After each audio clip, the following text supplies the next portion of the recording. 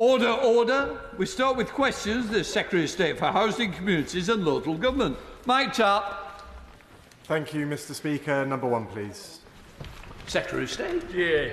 Thank you, Mr Speaker. And with your permission, I will take questions 1, 7 and 18 together. This government is committed to delivering the 1.5 million quality homes over this Parliament.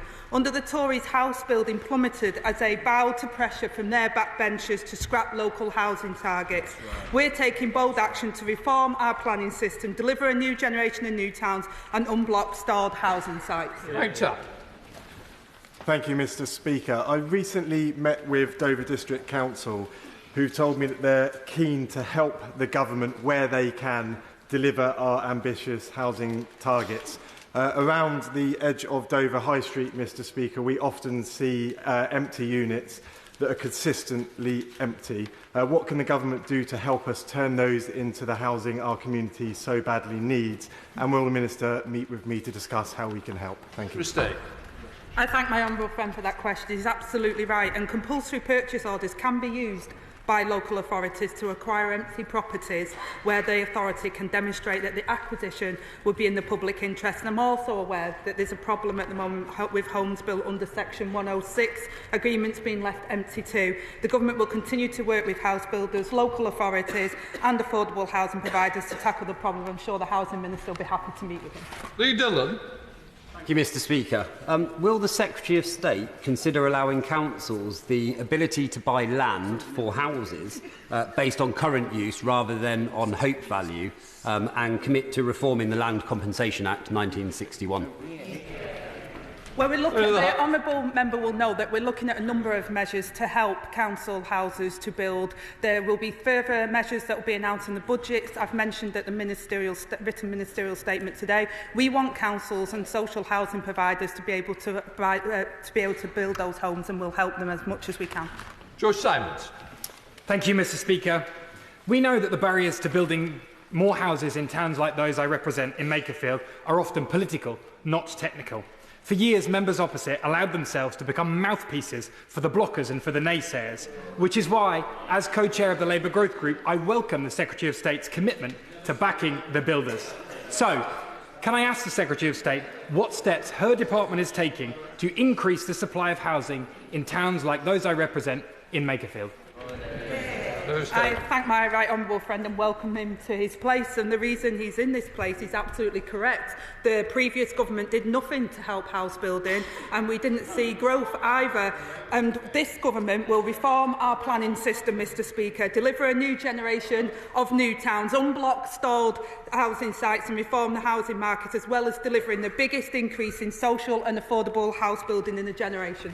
Father House, Sir Edward Leigh. With so much good agricultural land now being covered with solar panels, how is the government going to incentivise builders to build on brownfield rather than good agricultural land, thus ensuring regeneration rather imperiling food security? Well, the honourable member will know that we've already set out a number of steps, including the Brownfield Passport and the National Planning Policy Framework, the use of local housing targets to make sure that brownfield is used first and we get those houses that we desperately need, that under the last 14 years of the Conservatives failed to meet their housing target every single year. This government is determined to meet that target. Shadow Minister David Simmonds. Thank you, Mr Speaker. Certainty for councils is vital for housing delivery.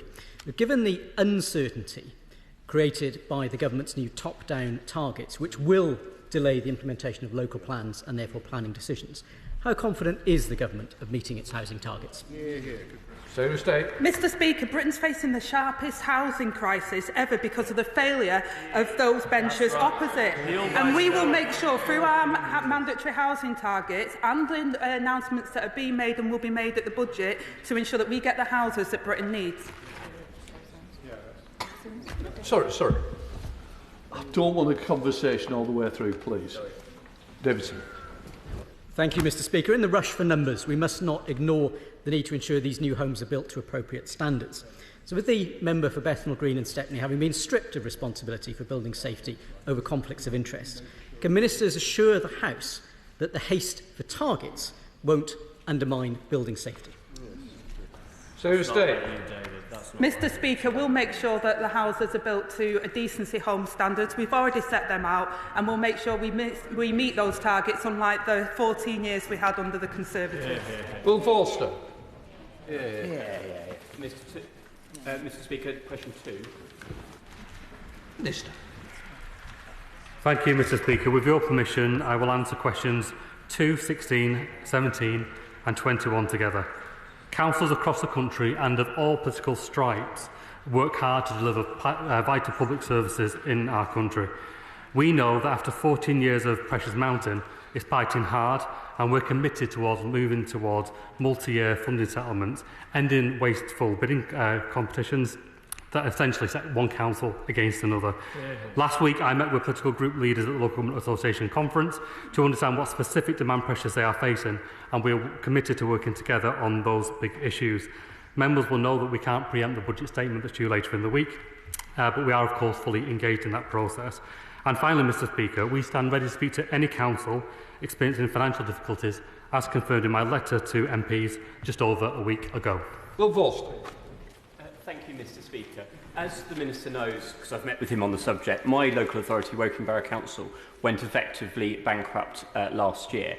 It has had to cut services many consider essential, and it will have to consider cutting what others consider essential as well. Does he agree with me it's time that Government and Parliament review what services are classed as statutory and what services are classed as non-statutory? Minister.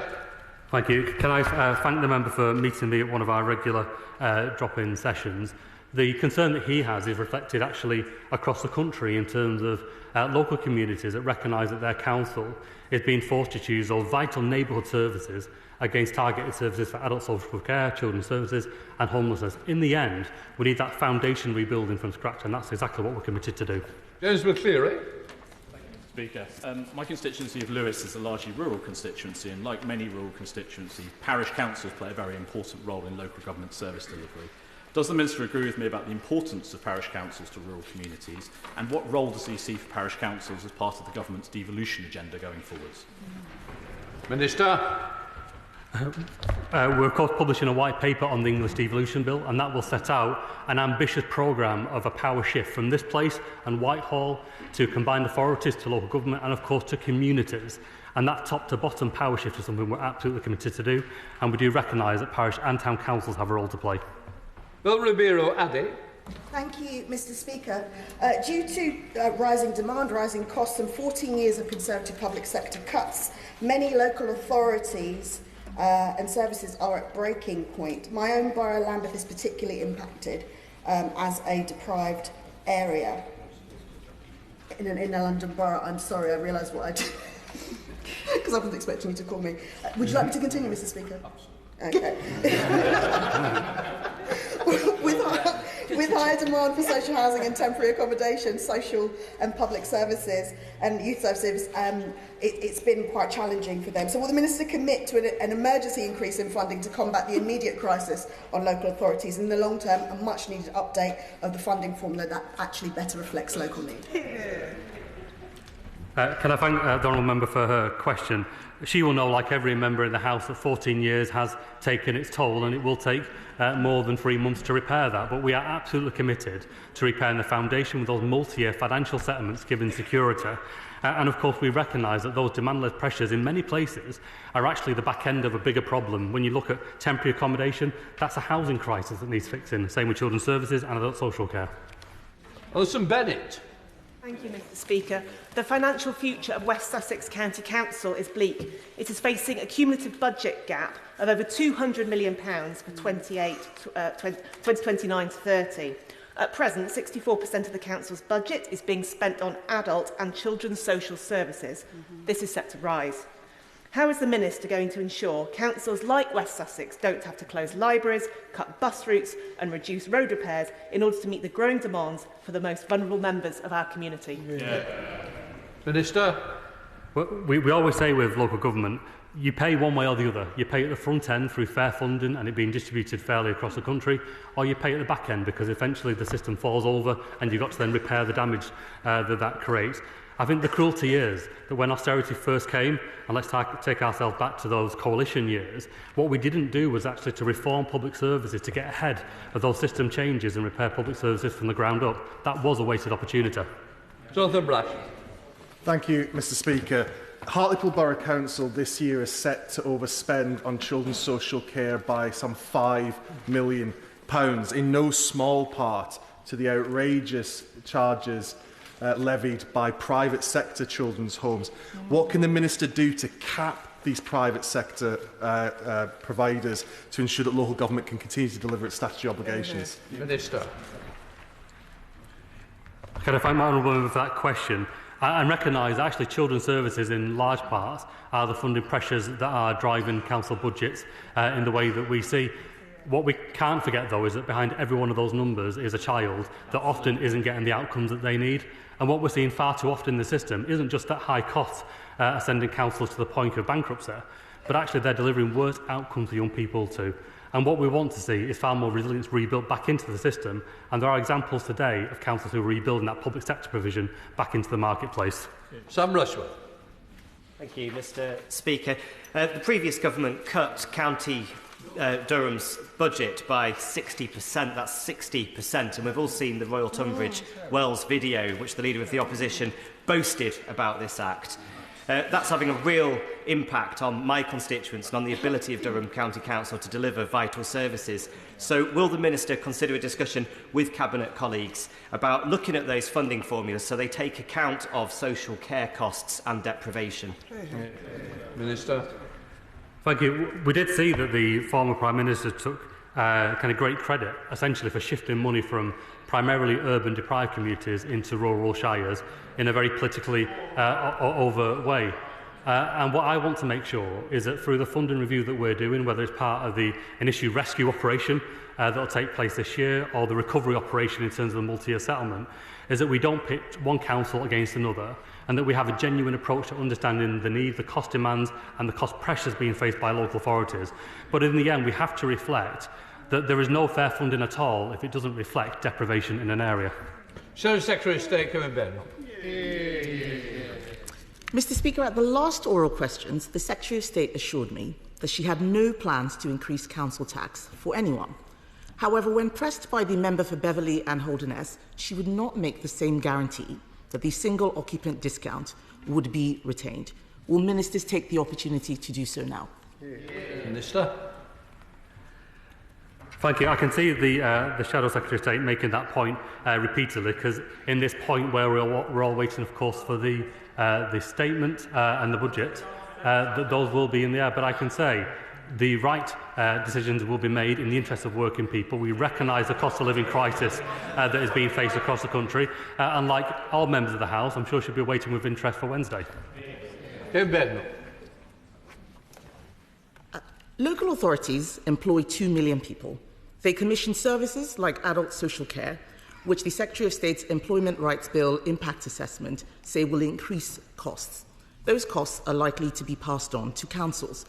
So has she assessed the impact of the Employment Rights Bill and an increase in employers' national insurance, specifically on local authorities? And if the costs are increased, will local councils be compensated? Minister. Any decisions related to the budget will be taken at the appropriate time. Any decision on the local government finance settlement will be taken on the appropriate time. But what I can say is that this is a new partnership from this government. We are not locking local government out. We are standing shoulder to shoulder. And actually, only last week in Harrogate at the LJ conference, the Secretary of State launched the Leaders' Council, which is a forum where central and local government will reset that relationship. Liberal Democrat spokesperson Vicky Slade. Thank you, Mr Speaker. Rough sleeping is the most visible end of the homeless crisis, but it's also brutal. The average age of death of rough sleepers in London is just 44. But the Rough Sleeping Initiative is literally saving lives, but it's due to end in March 25. In BCP, 102 people are kept alive every year through this programme. Removing it's been described by local teams as nothing short of catastrophic. What assessment's been done about the impact of the initiative, and what assurance can she give local authorities around the maintenance of this scheme so that local authorities can plan for the long term? Minister.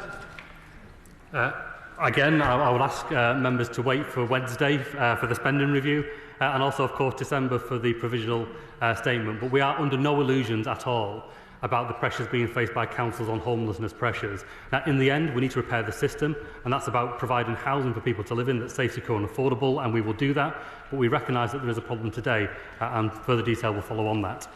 Neil O'Brien, number 3, Mr. Speaker. Minister. Thank you, Mr. Speaker. Stretton Hall is one of 7 sites that the government have identified today that we believe would benefit from support through the New Homes Accelerator, which is a joint programme between the department and Homes England aiming to speed up the delivery of large-scale housing developments across England. Neil O'Brien. Speaker, documents by Harbour District Council reveal there are sites with capacity of up to 16,000 homes around Stretton Hall. And the government's own press release in August said that there would be around 4,000 homes on the site that it's involved in. So will the Minister confirm, firstly, which ministers visited the site before this announcement? And secondly, will he also agree to publish the methodology that led to our community being selected and publish a list of sites that were considered but not selected? Well, I thank the honourable gentleman for his question. I haven't had the opportunity to visit the site, but I intend to in the future, along with other New Homes Accelerator sites. What I would say to him on the point of principle is that to meet housing demand and housing need in England, every area of the country must play its part. The site in question is currently being promoted in both the Harborough and Oadby and Wigston local plans as it crosses the boundary of both local authorities. And while I appreciate that it does face a number of planning and enabling challenges, the government believe it nevertheless has the potential to make a significant contribution to housing supply in Leicestershire. Gideon Moss. Mr. Speaker. Thank you, Mr. Speaker. With permission, I'll take questions 4, 12 and 15 together.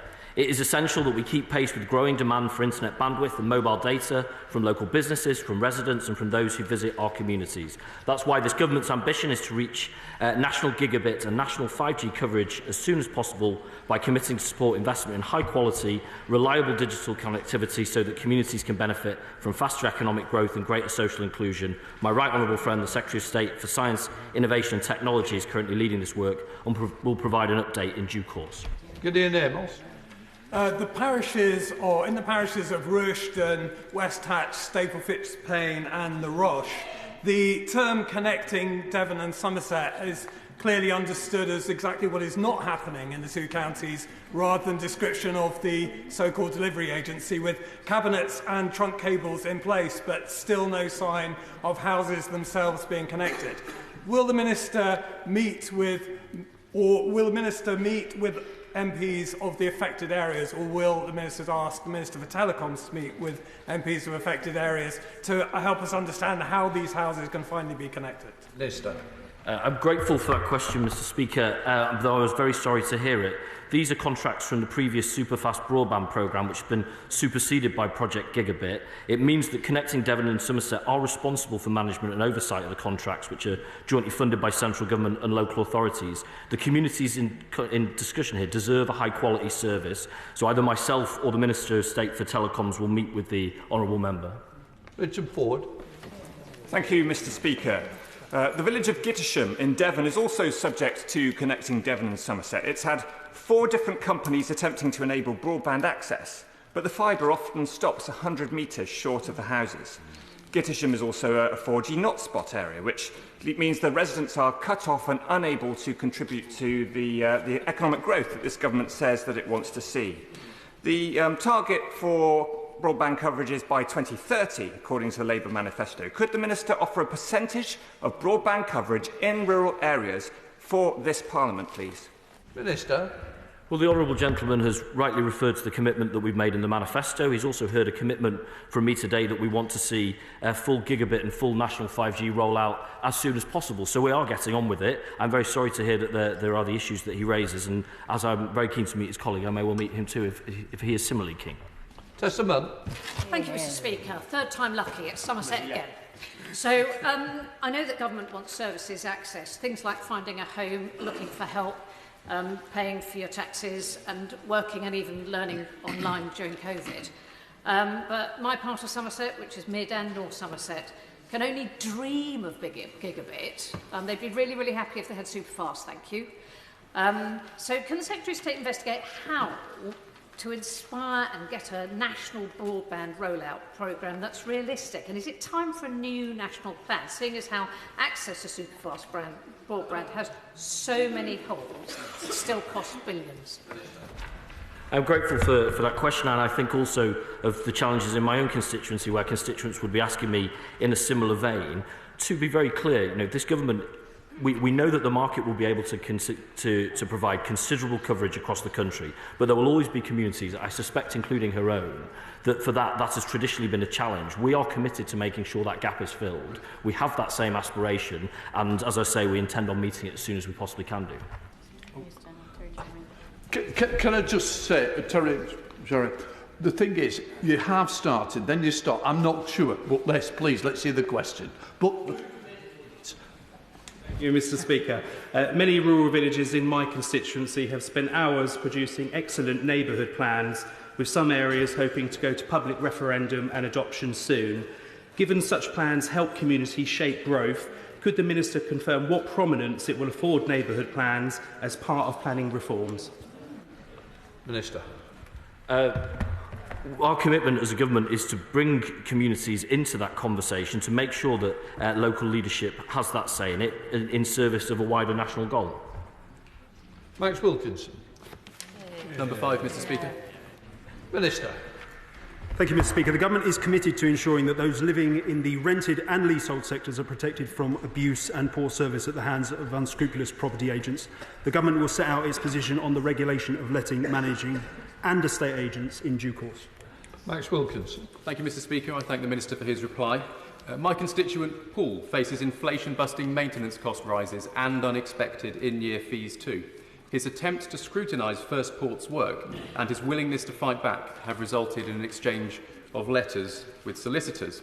When my hard-working office team asked First Port for an explanation of what's going on, the company took more than 6 weeks to reply with inadequate answers, and they only did so when I took the step of contacting them personally to say I was raising their name in the House today. While long-awaited changes are being considered, what would the Minister advise my constituent and others like him to do in the meantime? Minister.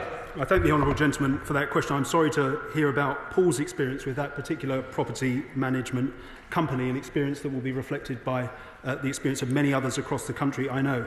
There are 2 existing routes to redress in such circumstances, the Property Redress Scheme and the Property Ombudsman Scheme, where people can submit complaints. But I will happily write to the honourable gentleman to set out in full the various sources of advice and support and avenues for redress that his constituent might pursue before we bring in more fundamental changes to the regulation of this sector. MacCleary. Thank you, Mr. Speaker. And Mr. Speaker, I should draw the House's attention to the fact that I am a leaseholder subject to service charges, but as are hundreds of my constituents. And there is a real lack of transparency and accountability very often from service providers, and bills are not very clear. It takes quite a lot of effort to understand them. The government could regulate, but would the Minister perhaps use his powers of convening to encourage these service providers to do better prior to discussing legislation which could take a very long time? Minister.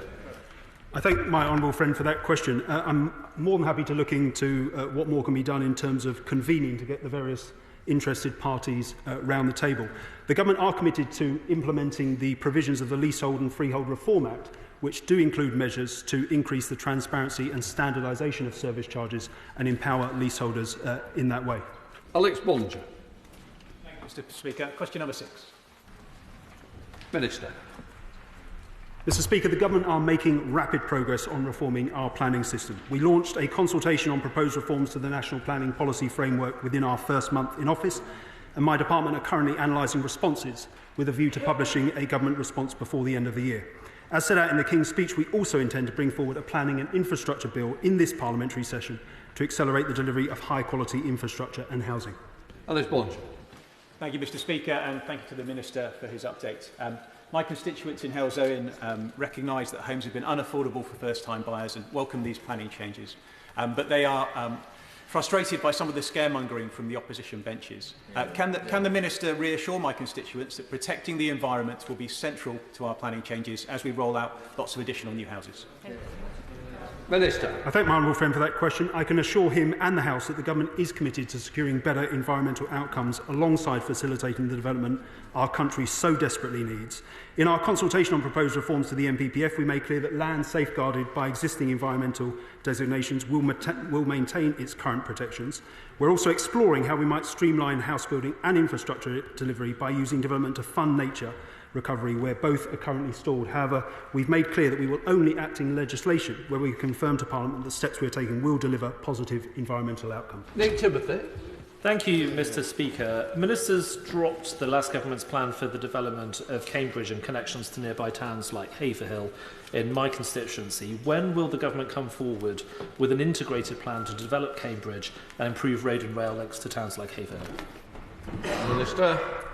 Well, I wrote to local leaders in the Greater Cambridge area a few weeks ago to make clear that the government do believe the area is a site where we should take forward nationally significant housing growth. We'll set out further details in due course, but the honourable gentleman will be aware that the Cambridge Growth Company is taking plans and pulling together an evidence base to set out precisely what scale of development and how it should take place in that area. Gregory Stafford. Question number 9, Mr Speaker. Minister. Thank you, Mr Speaker. The Government attaches great importance to the Greenbelt, including the more than 20,000 hectares in the borough of Waverley in the honourable gentleman's constituency.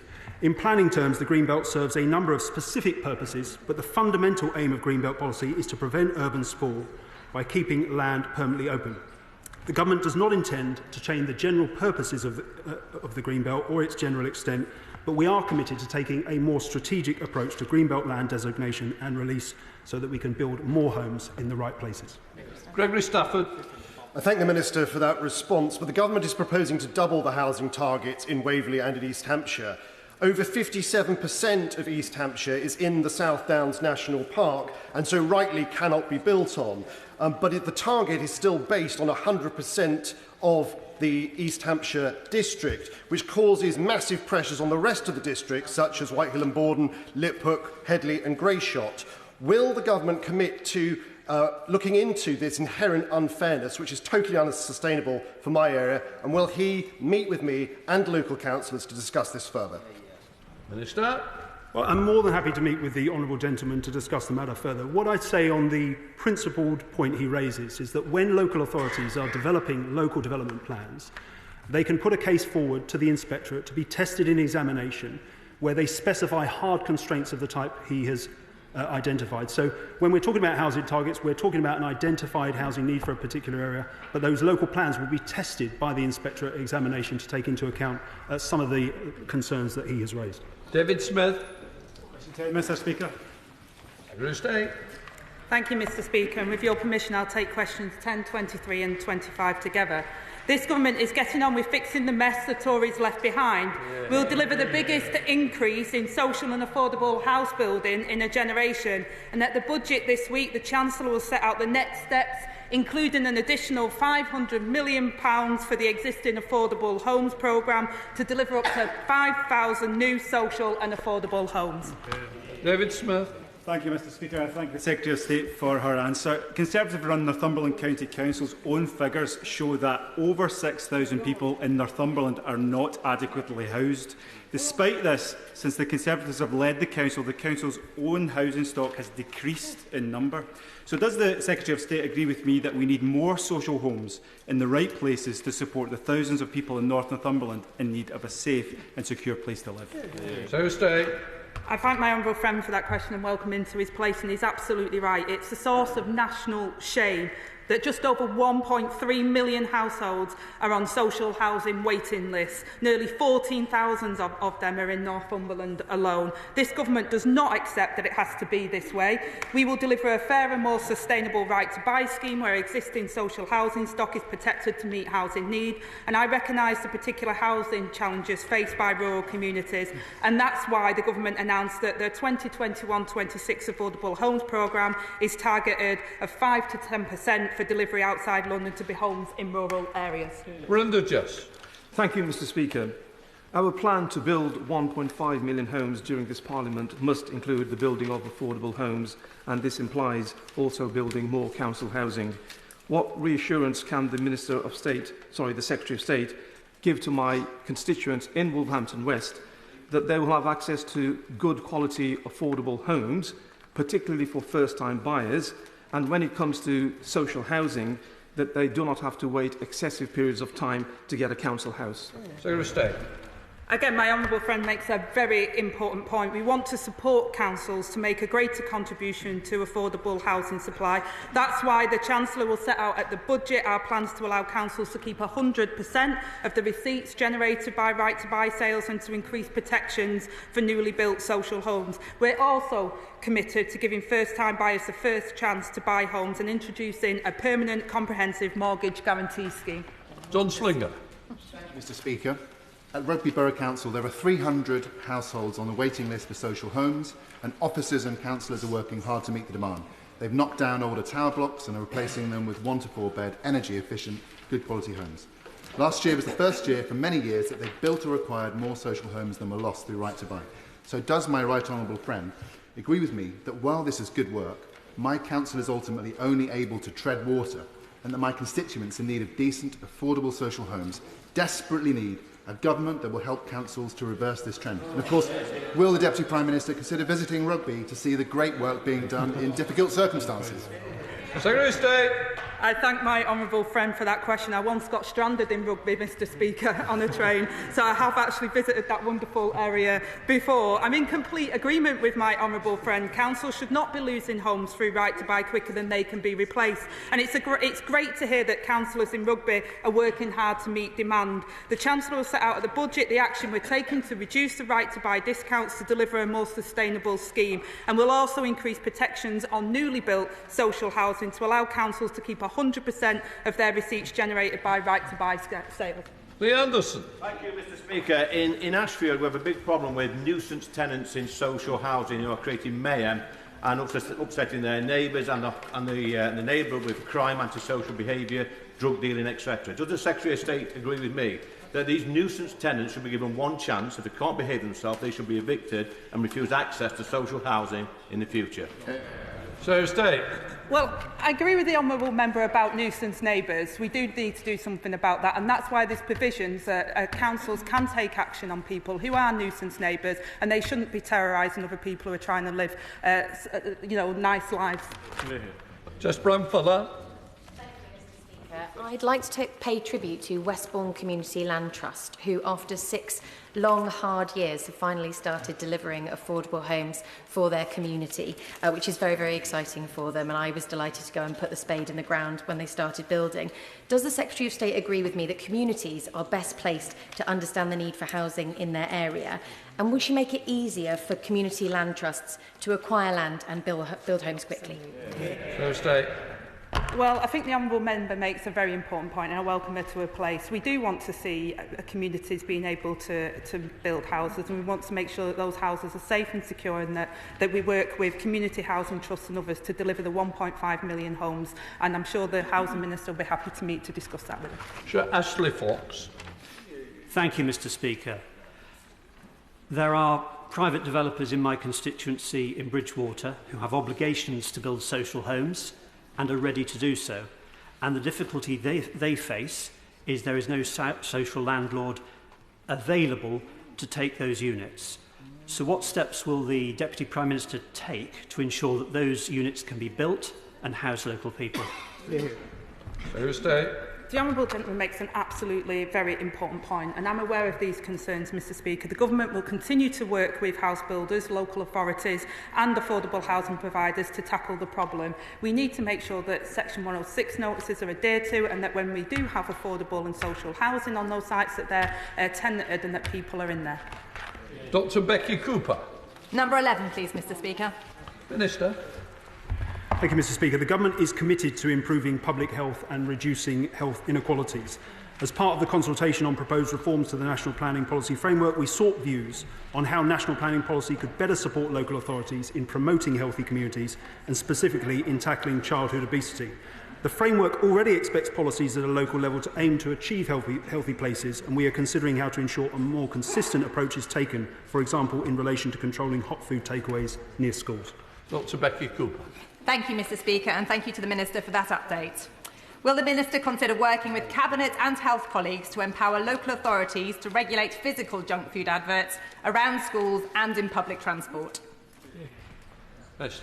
I thank my honourable friend for her question. As I said in my original response, Mr Speaker, we recently consulted on how the planning system could do more to support the creation of healthy places.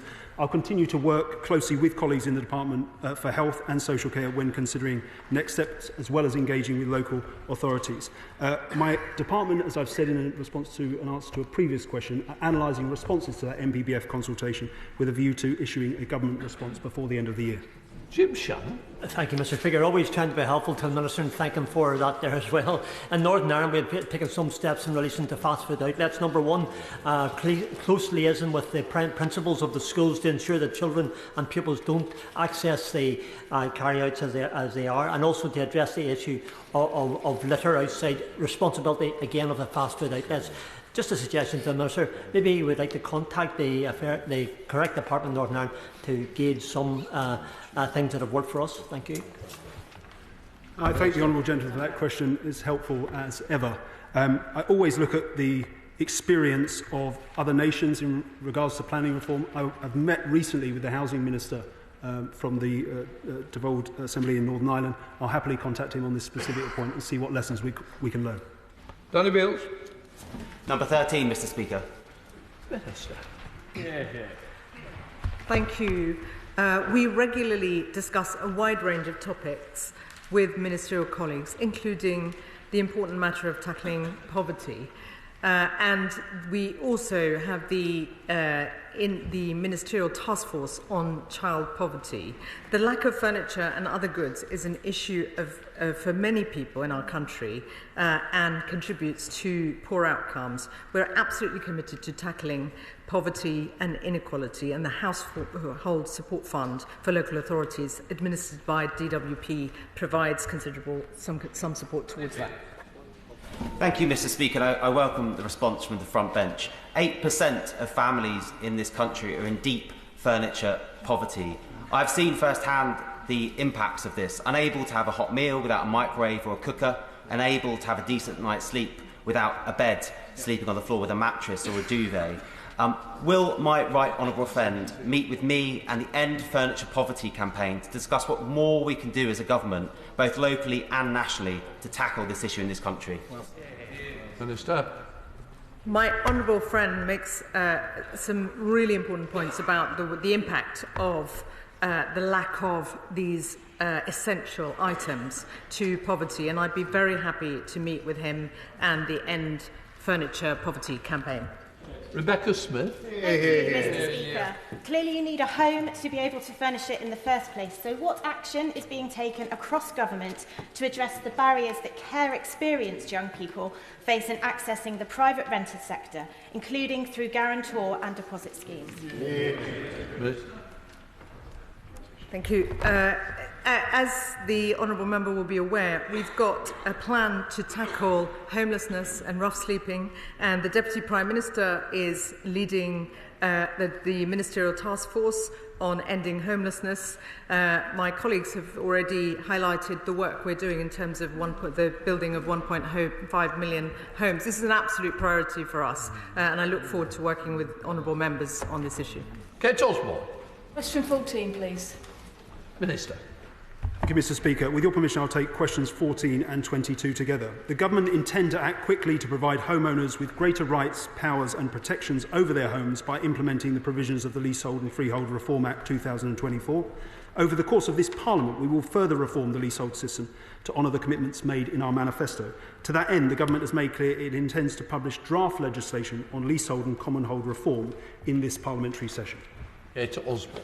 Thank you, Mr Speaker. My constituent David has reported that his service charge has tripled in the last few years, even though dangerous cladding has still not been removed, leaving him in a leasehold debt trap with an unsellable property.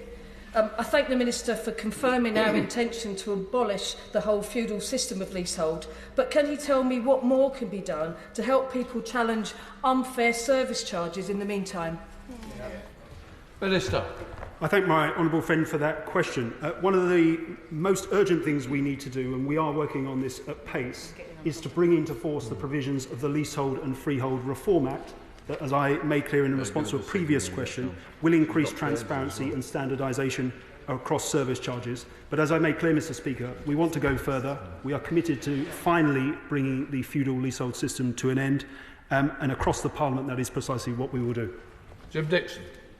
Thank you very much, Mr Speaker. In Dartford, residents in new build estates in Ebbsfleet and elsewhere all too frequently experience opaque and unaccountable charging practices on the part of management companies who seem far more motivated by making a profit than by providing services. What comfort can the Minister offer my constituents that these management companies will be brought within a fair and accountable legal framework in the near future? Minister. I thank my honourable friend for that question, and I recognise the experience from his constituency that he cites. As outlined in the King's speech, the Government is committed to bringing the injustice of fleehold private estates and unfair costs to an end. We will consult in due course on the best way to achieve this. In the interim, as I said, we need to implement new protections for homeowners on private estates that are contained in the Leasehold and Freehold Reform Act. This will create a new regulatory framework that will make estate management companies more accountable to homeowners for how their money is spent. Sir Julian Lewes. Thank you, Mr Speaker. Against my wishes and advice, the previous government brought in a planning presumption in favour of applications to add extra floors to apartment blocks, irrespective of the horrible effect of the building of those extra floors and the attempts by rogue freeholders to sting the leaseholders for the remedial works resulting from errors in the building of graft on extra floors of that sort. As a short-term measure, will he consider removing that presumption in favour of planning permission for these ill-considered schemes? I thank the right honourable gentleman for raising that point. He's absolutely right. The previous government significantly expanded permitted development rights after 2013. We acknowledge there's been criticism of those expanded rights, particularly in terms of the impact they have on bringing forward low-quality development. He raises a specific issue in regards to leaseholders, but it's a problem that goes wider than that. I'm more than happy to give consideration to the specific point he raises. Thank you, Mr Speaker. Can I welcome the Minister to his place? The Labour Party has proposed several reforms to the private rental sector, including to the leasehold system, which will only punish landlords, more of whom will sell up. At a time when people are struggling to get on the property ladder, why is this government determined to drive out landlords and reduce the supply of available rental properties for those who rely on them? Minister. I thank the honourable gentleman for that point. It's not a leasehold point.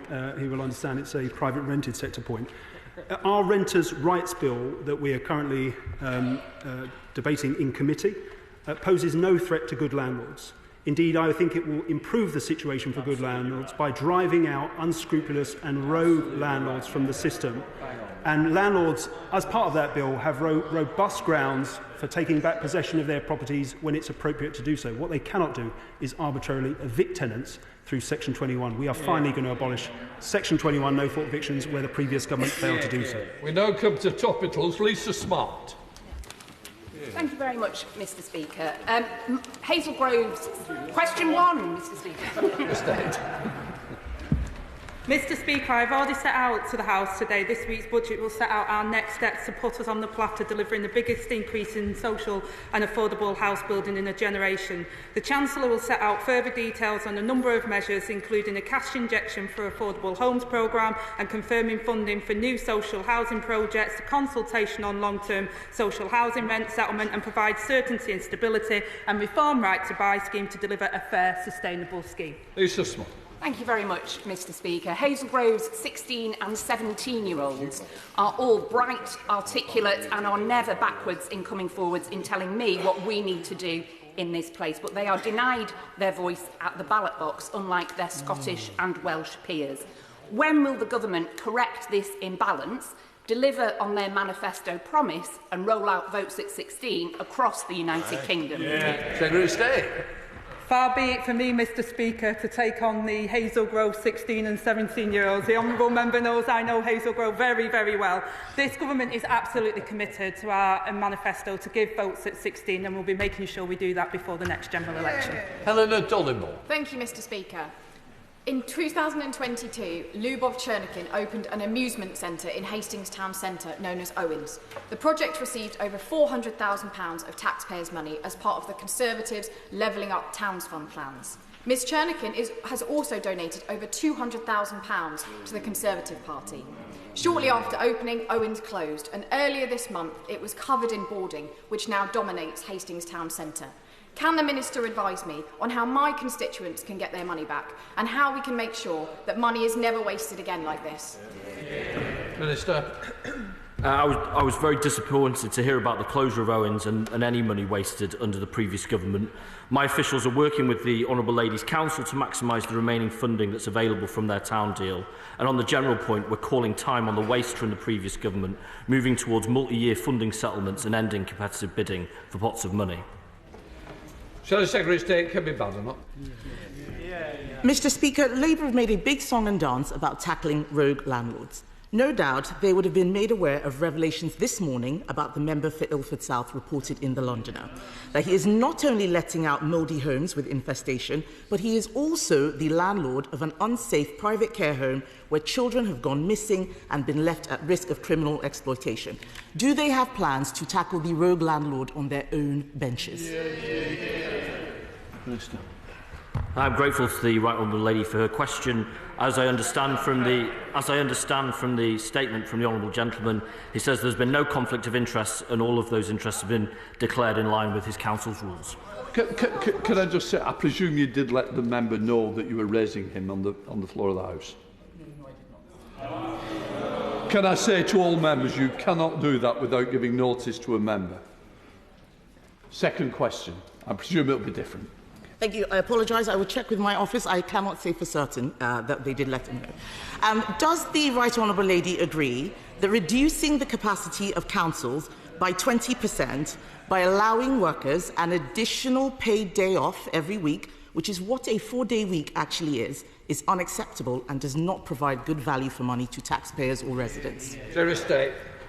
Well, Mr Speaker, I'm really proud of our Employment's Right Bill, and I'm really proud to stand here as someone who says and advocates for flexible working. We don't dictate to councils how they run their services. We work with councils, and I think the Honourable Lady should be able to work out that flexible working is no threat to business, no threat to the economy. In fact, it will boost productivity. Durham Puffy. Thank you, Mr Speaker. Southampton has the worst cases of unsafe cladding in Hampshire, and fire safety works are taking years to get started, so residents are stuck in properties they can't sell or move out of. Will the Secretary of State please update the House on what she's doing to ensure developers and freeholders get on with urgent safety works and protect leaseholders from extortionate costs, and will she meet with me and local councillors? I'm grateful for that question. As a government, we've been clear that the pace of remediation has been far too slow. The Deputy Prime Minister and I will be meeting with developers to review their progress and to agree a joint plan for accelerating remediation in the coming weeks. I'm, of course, very happy to meet with the member for Southampton-Itchen to discuss his issues and to meet with constituents if that's helpful too. Democrat spokesperson Vicky Slade. Thank you, Mr Speaker. High streets are the beating hearts of our communities, and those in places like Broadstone in my own constituency of Mid Dorset and North Poole are really bouncing back and reinventing themselves. The public assume that it is councils that actually are able to flex the business rates and own most of the properties, and we all know that that's not the case. Can you, Minister, provide a timeline for the reform of business rates and assure pubs and shops around that their existing reliefs will be maintained? Minister. I'm grateful for that question, and I'm afraid the Honourable Lady puts me in quite the pickle with us being less than 48 hours before a fiscal event. I know she wouldn't expect me to preempt the Chancellor, but we have heard her calls and the calls from business, and we will, of course, be seeking to give the tools as well alongside any rates changes, such as high street rental auctions, such as the community right to buy, to give communities control of their high streets again.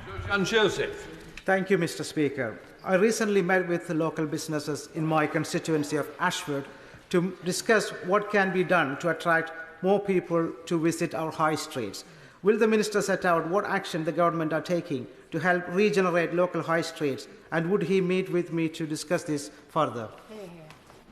Minister. I'm grateful for that question. We all want to see our high streets thriving, and it is the business of government and the business of local councils and indeed the business of local communities to push back on some of the decline that's has been seen as inevitable in recent years. As part of that, Mr. Speaker, we will be giving local communities the tools to reshape those high streets, such as those high street rental auctions and a community right to buy. Gareth Bacon. Mr. Speaker, Sadiq Khan, the Mayor of London, has consistently called for the power to impose rent controls across Greater London. He can't do this unless the government changed the law. Whenever it's been tried around the world, it has failed, typically with rental property supply falling and rents perversely rising. So will the Secretary of State take this opportunity now to rule out the possibility of imposing rent controls in Greater London? Minister. Thank you, Mr. Speaker. As the Shadow Minister will know from our exchanges in the Renters' Rights Bill Committee, the Government have absolutely no plans to introduce rent controls in any form. Minister West. Thank you, Mr. Speaker. Mr. Speaker, Consett, Blaydon and towns across the North East are keen to play their part in growing our local economies. And one of the things that growth comes from is making work pay. And in the first 100 days of a Labour government, the Secretary of State has delivered the biggest upgrade to workers' rights in a generation. So can the Secretary of State update the House on her work supporting the New Deal for working people? I thank my honourable friend for that question. The New Deal for Working People Employment Rights Bill had the second reading last week and will be continuing to push forward. There's other measures that we're taking that doesn't require legislation, but what we're hoping to see is a new culture in this country between business, trade unions and local communities to make sure that work really pays. Martin Vickers. Thank you, Mr. Speaker. As ministers have acknowledged in reply to earlier questions, they recognise the pressures being put on, the financial pressures on local authorities, particularly as a result of children's services and adult social care. I appreciate that whatever may or may not be in the budget, can the Minister reassure council taxpayers that they will not bear an undue burden as a result of any changes? This government is acutely aware of the impact of the cost of living crisis on working people, and that is firmly in our sights as we approach the spending review this week. What I will say is that we have to repair quite a lot of the system, not just the finances, because the early warning system through audit, frankly, has been left absolutely shattered as a result of 14 years of management. Having single-year settlements have left councils not knowing from one year to the next how much money they've got to spend, so we've got to bring in multi-year settlements. There's a lot of work to do. We can't do 14 years of damage repair in 3 months, but we're well on the way to it. Clive Betts. Thank you, Mr. Speaker. Just draw attention to my declared interest as trustee of Fields in Trust. In the last Parliament, the Select Committee had a lot of evidence about the importance of open space for children and young people, well-designed open space. Yet in the National Planning Policy Framework, children and young people are mentioned once and bats are mentioned twice. Isn't it time we got our priorities right and did more to improve the design of open space? Just a minute, please. One of us has got to skip away. No, you're one of the most senior members in Parliament. You should be looking at me asking the question, not the Minister. I'm better looking. Come on, Clive. Mr. Speaker, I'll agree with you on the latter point. Mr. Speaker, right, could the Minister therefore say whether he's going to change the guidance in future to give more emphasis to the importance for children and young people of properly designed open space? Not on this occasion.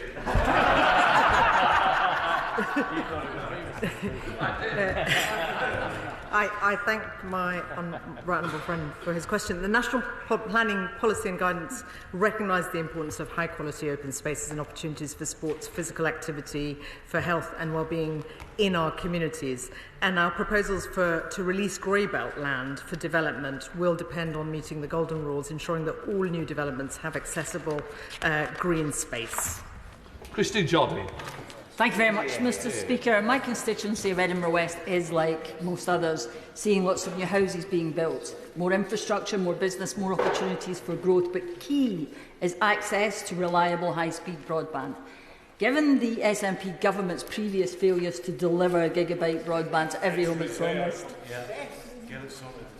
can the Secretary of State tell us what discussions are taking place and what consideration is being given to supporting the efficient deliver it in Scotland? I'm grateful for that question. We have a commitment through Project Gigabit to level up all communities across the UK. We have a commitment through the very welcome work of my right honourable friend, the Deputy Prime Minister, to reset relationships with the devolved administrations. So putting those two things together, hopefully we can make significant progress. Oliver Ryan. Thank you, Mr. Speaker. Can I thank the Secretary of State for everything that she's doing to tackle Islamophobia? This anti-Muslim discourse is a scourge on our communities in Burnley, Padiham and Briarfield. Will the Minister join me in celebrating the work of local volunteers, churches, mosques, Lancashire Police and others who organised Burnley's Diversity Picnic Bubbles in the Park Day, who successfully worked on averting potential disturbances over the summer? Secretary of State. Thank you, Mr. Speaker, and I thank my honourable friend for that question. He's absolutely right, and I can't wait to join him with Bubbles in the Park at a future date, as Burnley's not that far away from me, Mr. Speaker. But he's absolutely right as well to celebrate the work of volunteers in communities and public servants who are giving their time and energy to strengthening our local areas and bringing people together. Jason MacCleary. Thank you, Mr. Speaker. Talon Parade is abandoned and dilapidated row of shops in Seaford in my constituency. It stood empty for 12 years, despite having planning and permission in place for much-needed flats. The council had to take the developer to the High Court just to get some scaffolding removed at the site. Will the Minister meet with me to discuss the site?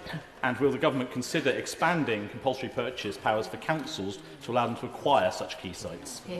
Minister. I'm grateful for that question. Of course, I'll be very happy to have that meeting. I would point the honourable gentleman towards, I hope, the very helpful novation of high street rental auctions at the back end of this year that will give local authorities like his the tools to bring into use vacant units and to make sure developers know that they must use them or let somebody else do so. Ashley Dalton. Thank you, Mr. Speaker. The planned increase in housing supply is absolutely crucial, as we all know, but my residents in West Lancashire are concerned about access to services. So can the Secretary of State tell us what she's doing to ensure that the increase in housing supply is met with the relevant infrastructure and access to services? Minister. It's incredibly important that the relevant infrastructure, amenities and services are in place. We've taken a number of steps in the short period we've been in office, not least through the National Planning Policy Framework, to better support that, but there's more to be done in this area, and we'll keep it under very close review. Leigh Simmonds. Thank you, Mr. Speaker. What assessment has the Secretary of State made of the merits of reforming the planning system to introduce new measures to help reduce flood risk? Minister. Thank you, Mr. Speaker. Well, the National Planning Policy Framework is very clear that inappropriate development in areas at risk of flooding should be avoided by directing development away from areas at highest risk, including floodplains. But we consulted in that National Planning Policy Framework consultation. We sought views on how the planning system can more effectively manage flood risk. And as I say, my department is analysing responses with a view to publishing a government response before the end of the year. Select Committee, Florence Session-Loam. Thank you, Mr. Speaker. The Secretary of State will know the financial difficulties facing so many of our local authorities. A recent LJ report shows that 1 in 4 local authorities are going to apply for additional funding. I think it's fair to say for a number of them, March will be too late. What discussions have we had with the Chancellor to ensure our local authorities get that emergency support? Minister. First of all, can I welcome the Chair of the Select Committee to her place. She'll do an outstanding job for local government and housing. The government absolutely understands how difficult it is for local authorities to make ends meet. We understand the pressures in adult social care, children's services and temporary accommodation are biting hard, and we are working with the sector through those issues. That completes questions.